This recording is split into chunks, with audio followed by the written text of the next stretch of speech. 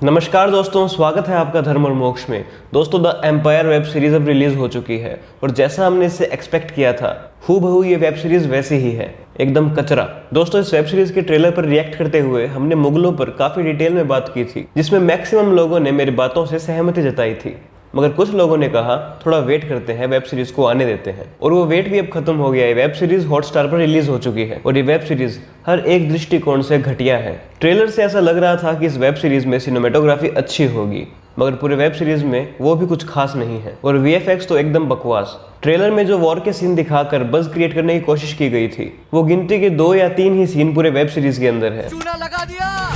यानी बाबर पर बनाई गई वेब सीरीज में वॉर के सीन भी नहीं दिखाए गए। और ये तो मैंने पहले ही कहा था कि लीड एक्टर्स को गलत चूज किया गया है। कुणाल कपूर जो कि बाबर का रोल कर रहे हैं, उनकी एक्टिंग की काफी बुराई हो रही है। कहीं वो ओवर एक्टिंग कर रहे हैं, कहीं फर्नीचर एक्टिंग यानी एक्सप्रेशनलेस एक्टिंग। और डिनो मोरिया तो पूरी तरह रणवीर सिंह की कॉपी करने में लगे हुए थे। ऐसा लग रहा था कि वो अलाउद्दीन खिलजी वाले रोल की तरह अपने रोल को दिखाना चाहते थे, मगर उन्होंने भी लोगों को निराश किया। सिनेमेटोग्राफी, एक्टिंग, वीएफएक्स, डायलॉग्स, इन सब बातों के अलावा मुझे सबसे घटिया बात लगी कि ये लोग बाबर को संत की तरह भी दिखा रहे थे कि क्या क्या उसमें क्वालिटीज थी, कैसे वो अपने लोगों के लिए दयालु था। सच में बाबर जैसा शैतान आदमी दयालु था। वो होगा अपने लोकल एरिया के लिए बहुत अच्छा आदमी, मगर हमारे देश के लिए वो हमेशा आक्रमणकारी ही रहेगा। इस वेब सीरीज में ये लोग बाबर के जन्म स्थान को बार बार दिखा रहे हैं। बाबर बचपन में अपने राज्य में कहाँ गया, कैसे धीरे धीरे वो बड़ा बना, उसमें क्या क्या क्वालिटीज थी। मगर कुछ भी दिखा दो, हम उसकी स्टोरी से कनेक्ट हो ही नहीं सकते।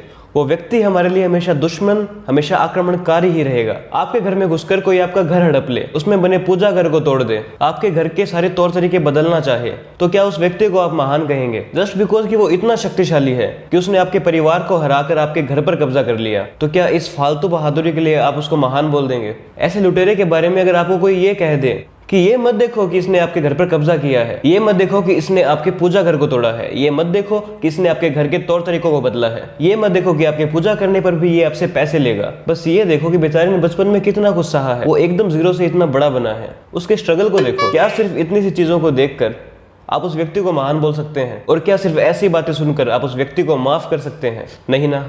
मगर यही तो हमारे देश के साथ हुआ है। बाबर होगा अपने देश में संत, मगर इस भूमि को उसकी वजह से बहुत कुछ सहना पड़ा है। और ये मिट्टी, ये देश भी तो हमारा घर है। वो व्यक्ति इस घर पर, इस मिट्टी पर अपना कब्जा जमा कर गया था, तो फिर क्यों हर एक भारतीय उसकी आलोचना करने में कतराता है? किसी भी सूरत में हम बाबर की ग्लोरीफाइड स्टोरी को नहीं देखना चाहते हैं, और अगर देख भी ली तो उससे कनेक्ट बिल्कुल भी नहीं हो सकते। और ऐसे फालतू राजा पर वेब सीरीज बनी है। और दोस्तों, इस वेब सीरीज की स्टोरी और इसके प्लॉट का रेफरेंस द एम्पायर बुक से लिया गया है, जो कि एक ब्रिटिश कपल ने लिखी है, जिनका पेन नेम एलेक्स रदरफोर्ड है।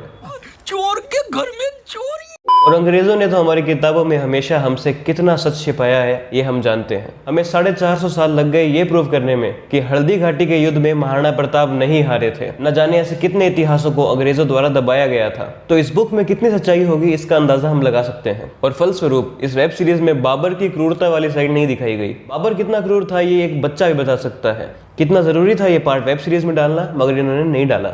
गुरु नानक देव जी ने भी बाबर वाणी में बाबर के बारे में क्या लिखा है वो आप जरूर पढ़िए और फिर बाबर को जज कीजिए। आपको समझ आ जाएगा कि एक सच्चे संत का, एक सो कॉल्ड संत बाबर के बारे में क्या विचार है। और जिन लोगों को ये लगता है कि मुगलों की बुराई करना, हिंदू मुस्लिम में टकराव लाना है, तो भाई जो आपकी आंखों पर सांप्रदायिक चश्मा है उसे आपको हटाने की जरूरत है, क्योंकि अपने हीरोज किसी संप्रदाय से ऊपर उठकर चुने जाते हैं। जिन लोगों को ये लगता है कि मुगलों का साथ देना इस्लाम का साथ देना है, तो वो पूरी तरह गलत है। अकबर ने तो पूरी कोशिश की थी इस्लाम को खत्म करने की दिन इलाही के जरिए से। हम भारतीय वो लोग हैं जो मुगलों को काला धब्बा मानते हैं और डॉक्टर एपीजे अब्दुल कलाम को इस देश का स्वर्ण। हर एक भारतीय, चाहे वो किसी भी धर्म का हो, उसके लिए सबसे बड़ी चीज ये देश और इसकी मिट्टी होनी चाहिए। और मुगलों ने इसी देश की मिट्टी पर इसी देश के लोगों को काटा था। दोस्तों, मुझे पर्सनली ये वेब सीरीज बहुत घटिया लगी और आप अपनी रिस्क पर इस वेब सीरीज को देखें। हम वेट करेंगे एस राजामौली और ओम राउत जैसे फिल्म मेकर्स का, जो हमारे देश के वीरों पर फिल्म या वेब सीरीज बनाएंगे।